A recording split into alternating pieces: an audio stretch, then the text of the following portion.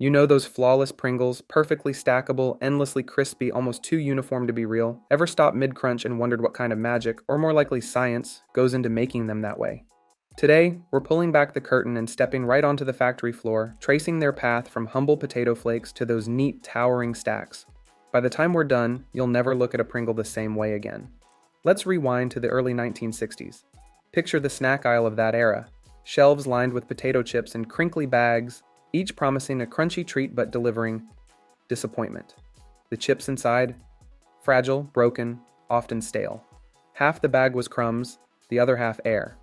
Customers were fed up, and the complaints kept pouring in. Snack lovers wanted better, and Procter & Gamble decided they'd be the ones to deliver it. Enter Frederick Bauer, a chemist and food scientist who didn't just think outside the box, he scrapped the box entirely. His mission? To engineer the perfect chip. One that wasn't just delicious, but could survive transport, stay fresher longer, and here's the big one, stack neatly without crumbling.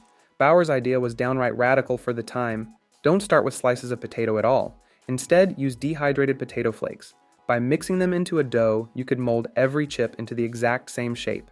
Imagine that.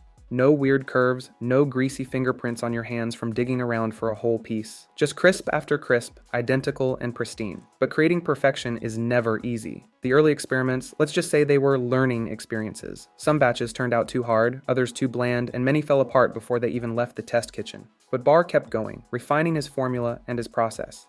Eventually, Alexander Lipa, another food scientist, took Bauer's groundwork and improved it. He hit upon the winning recipe, a precise blend of potato flakes, corn flour, wheat starch, and emulsifiers that could be rolled into dough, cut, shaped, and fried into light, crunchy crisps. The formula balanced flavor, texture, and durability, and most importantly, it worked every single time. And then there was the shape. Oh, that shape. Officially called a truncated hyperbolic paraboloid, it's a mouthful to say, but a marvel in design. It looks like a saddle, curves up and down in just the right places, and isn't just for looks. That geometry gives each chip strength, helps them resist breaking, and allows them to nest perfectly together in a flawless stack. By the late 1960s, the chip was ready for the world. Procter & Gamble launched it under the Pringles brand name, pairing it with an equally iconic innovation, the cylindrical tube. This wasn't just packaging, it was protection. No more crushed chips rattling around in a half-empty bag. Just pull off the lid, and every crisp inside is as perfect as the one before it. Bauer's pride in his creation ran so deep that, according to his family, he even requested part of his ashes be buried in a Pringles can when he passed away in 2008. And yes, that wish was granted.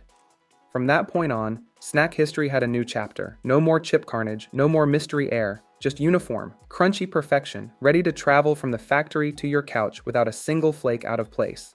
But inventing Pringles was only half the battle. Making millions of them with the same precision, that's where the real magic happens, on the factory floor.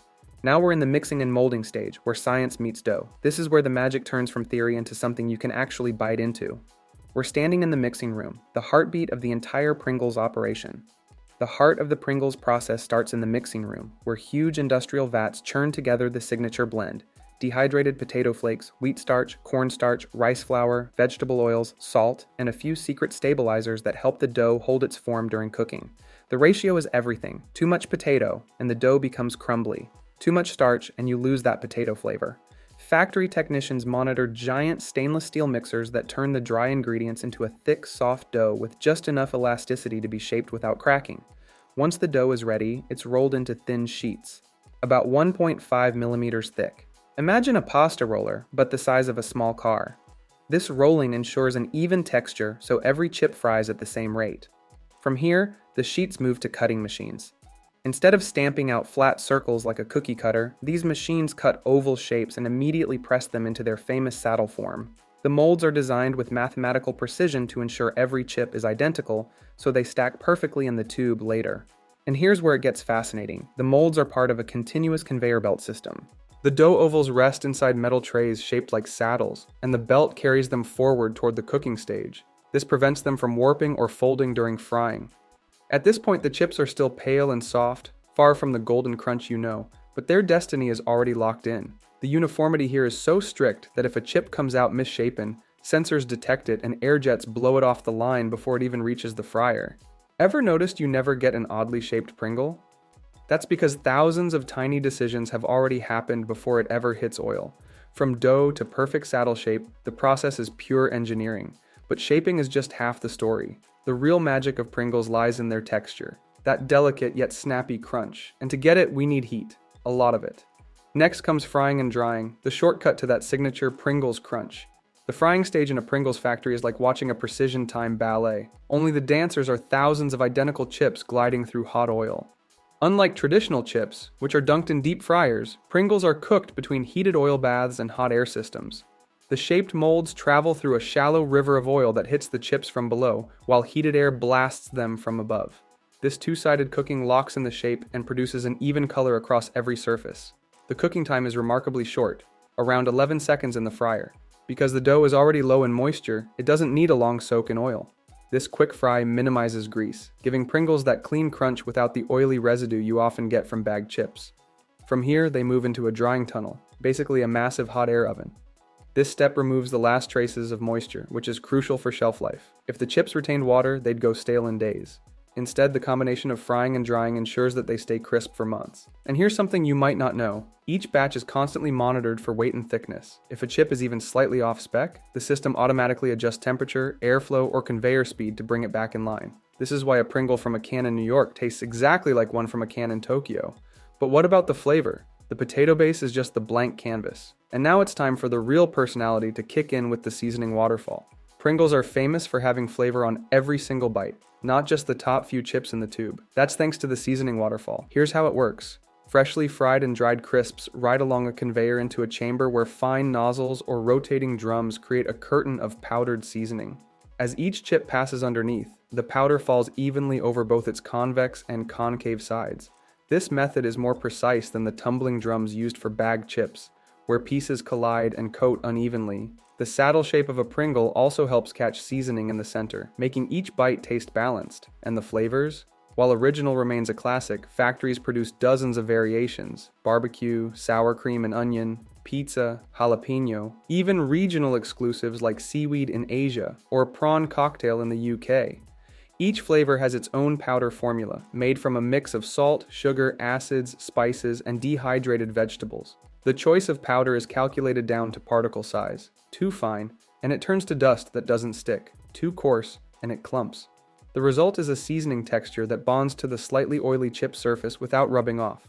Once coated, the chips pass through another quick drying tunnel, not to remove moisture this time, but to set the seasoning so it won't shift during packaging. By now, the chips look and taste exactly like the ones you buy. All that's left is to protect them on their journey from factory to snack shelf. And that's where the genius of the Pringles tube comes in. Frederick Bauer's vision for the Pringles tube was just as revolutionary as the chip itself. The problem with traditional chip bags is airspace and fragility. Bags need to be puffed up with nitrogen gas to prevent crushing, but the chips still rattle around and break. The Pringles solution: stack the chips in perfect alignment and protect them inside a rigid cylinder made of foil-lined cardboard with a metal base and a resealable plastic lid. This keeps out moisture and light while preventing physical damage. In the factory, automated stackers line up the crisps in precise towers, around 100 to 120 chips per tube, depending on market regulations and packaging size. Any chip with visible defects gets removed before stacking. The tubes roll under automated dispensers that slide the stacks neatly inside. The fit is so tight that there's barely any movement during shipping. Once the stacks are in, a foil seal is heat pressed across the top before the plastic lid is applied. This airtight seal locks in freshness for months. The tubes are then labeled, batch-coded, boxed, and shipped worldwide. The design has hardly changed in over 50 years, except for occasional tweaks in materials to improve recyclability.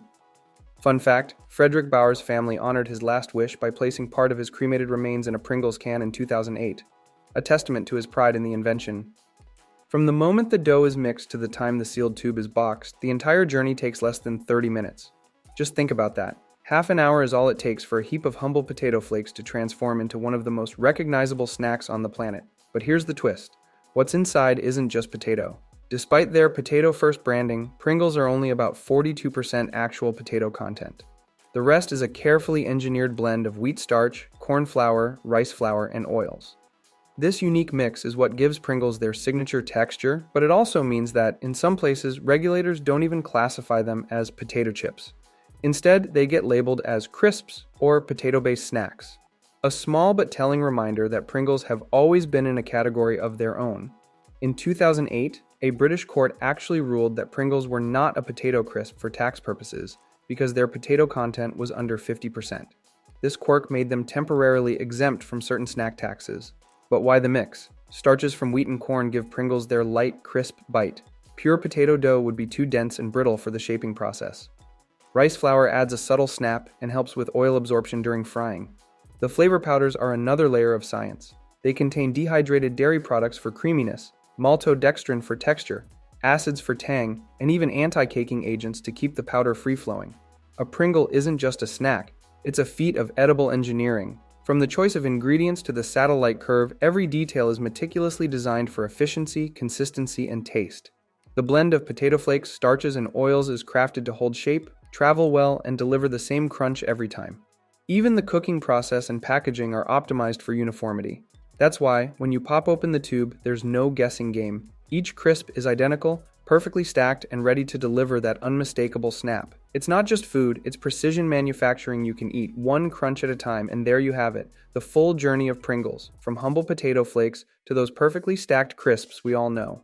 It's not just snack making, it's a masterclass in precision engineering, clever chemistry, and a dash of creative genius. Every pop is the sound of decades of trial, error, and innovation paying off in one crunchy, uniform bite. So next time you reach into that iconic tube, you're not just having a snack, you're tasting a piece of snack history. If you enjoyed this behind-the-scenes look into how some of the world's most famous foods are made, don't forget to like this video, subscribe to the channel, and join us for more fascinating Food Factory deep dives.